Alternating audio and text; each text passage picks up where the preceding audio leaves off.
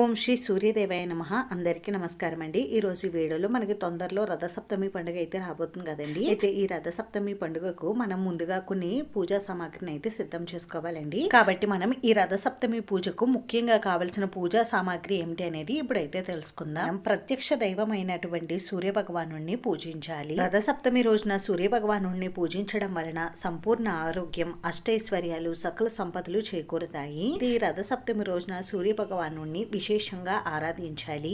స్వామివారిని ఆరాధించడం కోసం కొన్ని ముఖ్యమైన పూజా సామాగ్రి అయితే మనకి అవసరం ఉంటాయి. అవి ఏమిటి అనేది ఇప్పుడైతే తెలుసుకుందాం. ముఖ్యంగా ఈ రథసప్తమి రోజున సూర్యోదయానికంటే ముందుగానే మనం రథసప్తమి స్నానం అయితే ఆచరించాలి. స్నానం ఆచరించడం కోసం 7 జిల్లేడు ఆకులు, 7 రేగు ఆకులు, ఇంకా 7 రేగు పళ్ళు తీసుకోవాలి. ఇలా ఇంట్లో ఎంతమంది ఉంటే అంతమంది అన్ని రేగు పళ్ళు, రేగు ఆకులు, జిల్లేడు ఆకులు తీసుకోవాలి. అందుకని పూజ కోసం మనం ముఖ్యంగా రేగి పళ్ళను, రేగు ఆకులను, ఇంకా జిల్లేడు ఆకులను తప్పనిసరిగా తెచ్చుకోవాలి. ఇంకా మనకు తర్వాత పూజకు ముఖ్యంగా కావలసినవి పసుపు, కుంకుమ, గంధం, అక్షింతలు, పుష్పాలు. ఇంకా స్వామివారి పూజ కోసం మనం ముఖ్యంగా ఎరుపు రంగు అక్షింతలను, అలాగే ఎరుపు రంగు పుష్పాలను కూడా సిద్ధం చేసుకోవాలి. ఇంక ఈ రథసప్తమి రోజున ముఖ్యంగా స్వామివారికి అర్ఘ్యం సమర్పించాలి. అర్ఘ్యం సమర్పించడం కోసం ఇలా ఒక రాగి చెంబును కూడా సిద్ధం చేసుకోండి. ఇంకా ఈ రథసప్తమి రోజున ముఖ్యంగా మనం స్వామివారికి నైవేద్యం సమర్పించడం కోసం ఆవు పిడకల పైన ఆవు పాలు పొంగించి పరమాన్నం తయారు చేసి స్వామివారికి నివేదిస్తాము.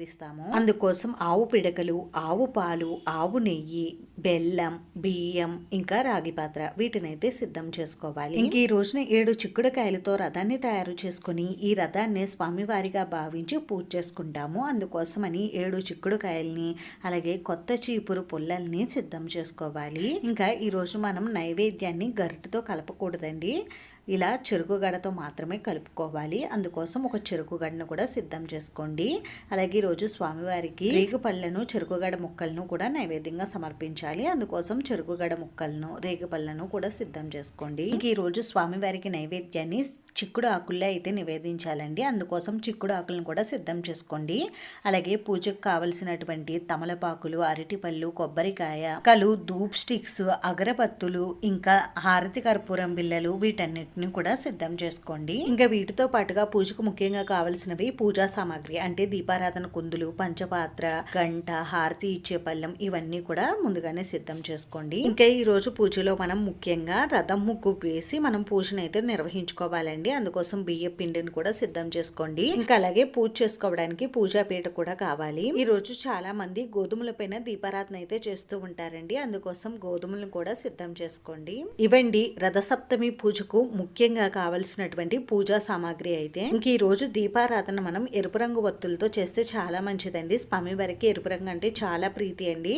అందుకని ఎరుపు రంగు ఒత్తులను కూడా మీరు సిద్ధం చేసుకోవచ్చు. అలాగే స్వామివారికి సమర్పించడం కోసం వస్త్రమాలను, యజ్ఞోపవీతాన్ని కూడా తెచ్చుకోండి. ఇవండి రథసప్తమి పూజకు ముఖ్యంగా కావలసినటువంటి పూజా సామాగ్రి అయితే ఇక్కడ నేను స్వామివారి చిత్రపటాన్ని కానీ ప్రతిమను కానీ చూపించలేదండి. ఎందుకని అంటే స్వామివారు మనకి ప్రత్యక్షంగా కనిపిస్తారు. అందుకని మనం పూజలో స్వామివారి విగ్రహం కానీ, ప్రతిమ కానీ, ఫోటో కానీ పెట్టుకోకుండా పూజ చేసుకోవచ్చు. మేము ఈ పూజలో స్వామివారి ఫోటో, ప్రతిమ పెట్టుకుని పూజ చేసుకుంటాము అనుకునేవారు మీరు స్వామివారి ఫోటో, ప్రతిమ తెచ్చుకుని కూడా మీరు పూజలో పెట్టుకుని పూజ చేసుకోవచ్చు. ఇంక ఈ రోజు దీపారాధన కోసం ఆవు నెయ్యిని ఉపయోగిస్తే చాలా మంచిదండి. ఆవు నెయ్యి లభించకపోతే నువ్వుల నూనెను తీసుకోండి. ఇంక ఈ రథసప్తమి రోజు పూజ ఏ విధంగా చేసుకోవాలనేది ఆల్రెడీ నేను మన ఛానల్లో అయితే పోస్ట్ చేశానండి. ఆ వీడియో చూడండి, మీకు అందరికీ కూడా నచ్చుతుంది. ఈ వీడియో మీకు నచ్చితే ప్లీజ్ లైక్ చేసి, షేర్ చేసి, సబ్స్క్రైబ్ చేసుకోండి.